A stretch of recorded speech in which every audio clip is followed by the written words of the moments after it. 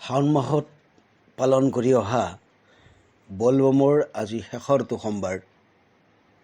এই শেষৰটো সোমবাৰৰ আমি গুৱাহাটীৰ ভীমাশংকৰৰ পৰা আমি এতিয়া নলবাৰী জিলাৰ পানীগত অৱস্থিত হৰিহৰ ধামলৈ আহি আছোঁ।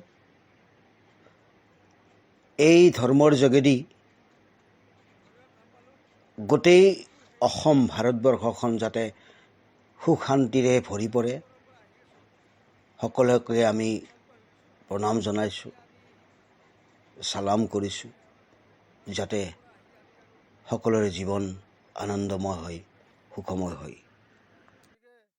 ধাননিৰ পথাৰৰ মাজে মাজে আমি আহি আছোঁ। এয়া চাওক, আপোনালোকে বহুত কষ্টৰ মাজত আপোনালোকক